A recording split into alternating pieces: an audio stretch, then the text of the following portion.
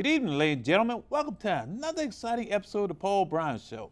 This evening, my guest will be Kareem and Amir Puranda. How y'all gentlemen doing today? Doing great, Paul. Doing great. Thanks for asking. Great. Amir, how you doing? Wonderful. Kareem, tell the audience a little bit about yourself. Certainly, I'm a native of Bronx, New York. Made my way to North Carolina on a partial football scholarship to Livingstone College. Became a police officer, and got married. Have 4 beautiful children, and ended up now transitioning into clinical mental health field as a counselor. Okay. Amir, for your friends out there watching the show, tell the audience about yourself. I play with my friends at recess, so I am not homeschooled. My life is living good. My parents are good. They believe in God.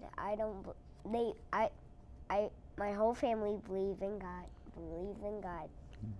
They don't believe in Santa, Easter Bunny.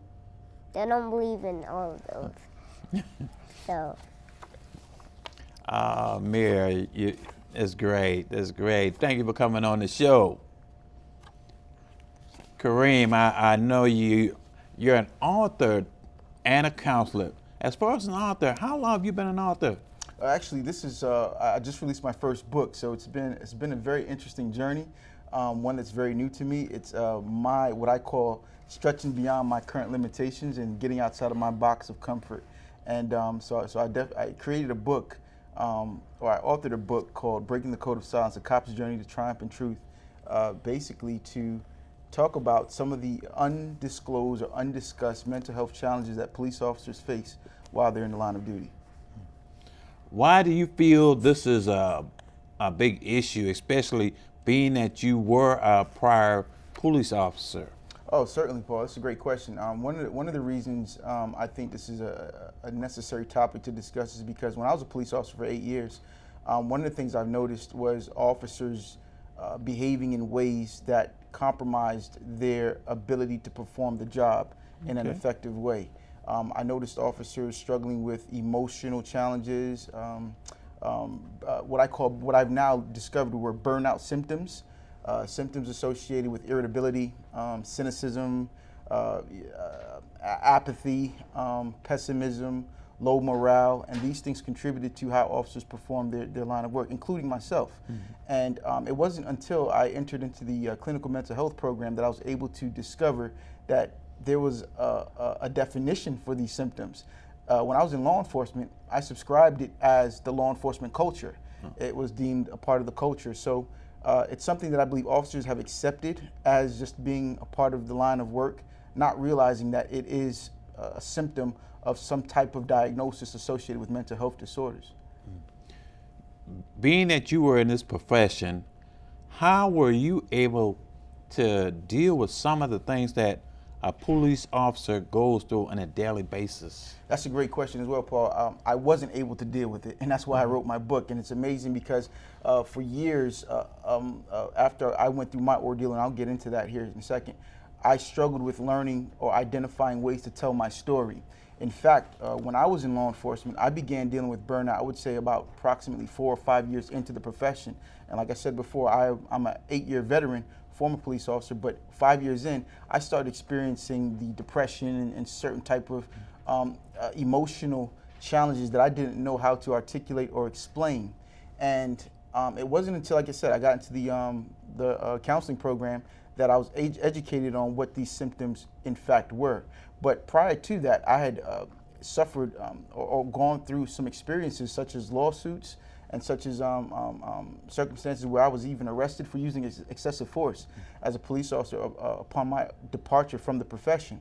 And it was those circumstances that caused me to take an introspective look into how did I end up the way that I did when I didn't enter the profession with that type of ambition. So it was just kind of interesting that I used my life as a case study to help other officers who are suffering in silence to be brave enough to get the mental health assistance that they need. But I also recognize too that it's a challenge because you don't want to be classified as having mental health issues while carrying a gun. Correct. And so many officers shy away from the assistance of counseling because of the fear or concerns it may create as it relates to their fitness for duty or being able to continue within the job security that law enforcement provides. Okay. I mean, it had to been very challenging. And with the book, Breaking the Code of Silence, I mean, that says a lot. I mean, how do you keep all this inside? I mean, there's a silence. What do you see the difference now being a counselor than how you used to be as a police officer? Certainly. I think within the counseling profession, I think we're all somewhat of, we like to help others. And I think within counseling, there's this thing in our society, and it's called narratives, cultural narratives, social narratives, and things of that nature. And these narratives contain scripts. And it's these narratives and scripts that I believe are at conflict or at war at all times, not only within us, but also within each other, and they clash. So for example, within a law enforcement culture, BLET, basic law enforcement trained police officers are in fact trained on how to address and assess the bad guy. And the bad guy doesn't look like any particular person. The bad guy is just an individual who displays behaviors. He reaches, he runs, he's non-compliant, he possesses drugs, guns, he's considered dangerous and a threat. And so BLET trains officers on how to survive an encounter with the perceivable bad guy. Now what happens, that's the law enforcement culture. What happens now in mainstream culture or the societal conditioning, you have this concept called trap music, right? Okay. And I reference the music a lot in the book and how it conditions our young black males and whoever's willing to listen. It conditions them to, in fact, participate in the narrative associated with trap music behavior. Okay. But one of the things that's not being discussed or being recognized or highlighted as the issue is that these narratives that these young black males are mimicking or mirroring from the trap music clashes with the BLET bad guy behaviors. So what happens is mainstream society takes these BLET bad guys behaviors and subscribes into the population nestled within that trap music culture, and then you have kids who emulate this culture, and then next thing you know, there's a crash collision course of narratives and scripts that play into the hands of each other. Okay. Amir, I'm gonna ask you a question.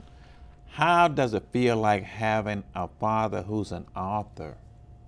Feels great. What is it about it? Because he makes a lot of money and he could be famous. You got to make that money. You got to make that money. That's what you like most about it? Because you make a lot of money? No. What do you like the most? Because he could get famous. He could. He is famous. He is famous. What does your father mean to you? It means a lot. Because he makes funny jokes and he tells me he loves me every day because I know he's my father and I will always do something for him because if he says something to me to do something, I would do it because he's my father. And that's great. That's great. I appreciate you coming on the show, and being with your father and myself because, the young kids in the community, they need to see someone like yourself out here, willing to come on the show and just have fun. We're talking about your father's book, and we want you to be involved with this just as well, because this is an exciting moment not only for your father but yourself. So, this is only a stepping stone. Breaking the Code of Silence. Now, I know, what was one of your biggest issues that you had to face as an officer? As an officer, the resentments and the disrespect that people had towards the uniform. I didn't know how to disassociate that disrespect or that resistance to my presence. I took that as they were doing it to me versus the uniform. Correct. It's what the uniform represented. And I didn't have the rationale back then to put those two and two together, to marry those two things.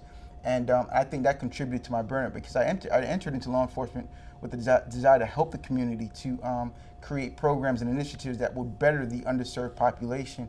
But I was met with a lot of resistance because of the badge and the uniform that I wore. And I wasn't able to make that correlation that it's the uniform they had problems with, not with me personally. And so that was one of my biggest obstacles that fed into also the burnout that I experienced by the end of my career. I know we've been having a lot of issues in our country with officers, with dealing with people in the communities and all. Okay, do you feel that it is a challenge for, hypothetically, for a white officer to really work in a black neighborhood, or how do you feel like it affects him, if any? That's a great question. I think it's ultimately subjective. It's all based upon one's prior experiences, one's preconceived notions, one's interpretation of the experiences synonymous with things that are not like you, whether it's religion, whether it's race, whether it's ethnicity, whatever it may be. If you don't have a multicultural competence about how to deal with people of different creeds, then it creates a challenge and an obstacle. I know some very, very good white officers, Latino officers who know how to work well with all people, but that's not everybody. Just because we all wear the same uniform doesn't mean we have the same temperament, same personality to be able to engage all people, because some of us come from backgrounds where we were slighted or taught values that are contrary or conflict with what other people believe. And that sometimes creates the conditions for us, or drives behavior. It drives the way we respond to things that we don't like subconsciously. Okay. And so, as it relates to a white officer being able to work in a black community, I don't think that it's impossible if that officer has a multicultural intelligence to know what these people go through on a day-to-day basis, because the realities are different. Do you feel like that officer should be proactive as far as getting out in the community, meeting the people in the neighborhoods, and getting to show them that he's not only just a human being, but he's there to protect them? Do you feel like that's very important and one of the steps in creating a relationship with that community? Absolutely, I totally believe that. It's actually something that I advocate for in the book, and also throughout some of my blogs and things that I've been advocating for with regards to changing the concepts that create a breach of community trust. And in order to fix that or repair that is, in fact, community engagements. I think Charlotte CMPD does a great job of it, and other agencies in the surrounding areas are doing shifting to that model of policing that does, in fact, incorporate more community engagement, where you can see officers are more than just the uniform.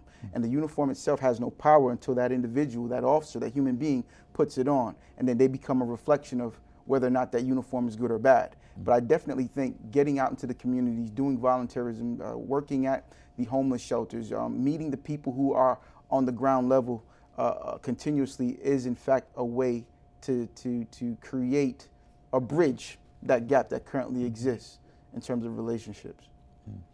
And I know the policemen that we have in Charlotte, there's only a few that we would consider to be bad, but there's a majority of good officers who really have our goodness